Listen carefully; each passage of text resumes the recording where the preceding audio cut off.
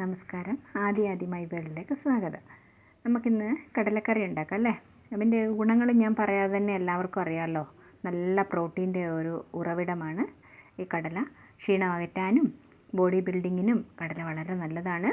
Metabolism വർദ്ധിപ്പിക്കുന്നു. ഇരുമ്പിൻ്റെ അംശമൊക്കെ വളരെ കൂടുതലാണ്. അപ്പം കലോറി വളരെ കുറവായതിനാൽ ശരീരഭാരം നിയന്ത്രിക്കാനൊക്കെ നമ്മുടെ ഈ കടല വളരെ സഹായിക്കുന്നു. അപ്പോൾ അതിലേക്കായിട്ട് ഞാൻ ഓവർനൈറ്റ് കുതിർത്ത് വെച്ചിരുന്ന കടല കുക്കറിൽ വേവിച്ചെടുത്തു. അപ്പം നമ്മളിങ്ങനെ ഇങ്ങനെ ചെറുതായിട്ടൊന്ന് അമക്കി നോക്കുമ്പോൾ ആ വേവുന്നതാണ് അതിൻ്റെ പരുവം. എന്നിട്ട് ഞാനൊരു 15 ചുവന്നുള്ളിയാണ് എടുത്തേക്കുന്നത്.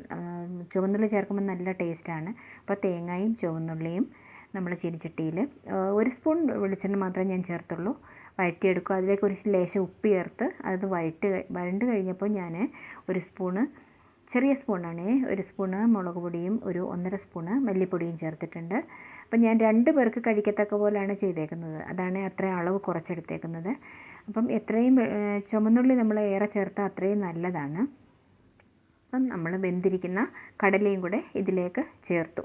അപ്പം ഞാൻ കുറച്ച് മഞ്ഞൾപ്പൊടിയും ഉപ്പും ചേർത്താണ് കടല വേവിച്ചത്. അതുകൊണ്ട് കുറച്ച് ഉപ്പ് പൊടിയും കൂടെ ചേർത്താൽ മതി. അപ്പോൾ അതിന് ശേഷം ഞാൻ മഞ്ഞൾപ്പൊടി, ഗരം മസാലപ്പൊടി 1 സ്പൂണ്, പിന്നെ ഒരു 1/4 ടീസ്പൂണ് കുരുമുളക് പൊടിയും കൂടെ ഞാൻ ചേർത്തിരുന്നു.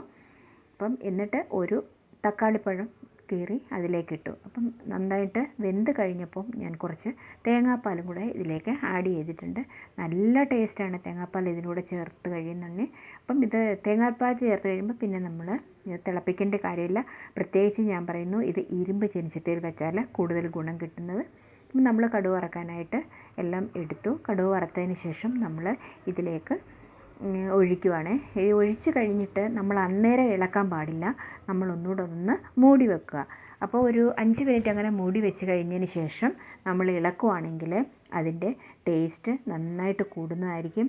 എല്ലാവരും ഇങ്ങനെ ഒന്ന് ചെയ്ത് നോക്കുക. വളരെ നല്ലതാണ് ഈ കടലക്കറി. എല്ലാവരും ചെയ്ത് നോക്കുക. അഭിപ്രായങ്ങൾ അറിയിക്കുക. നന്ദി.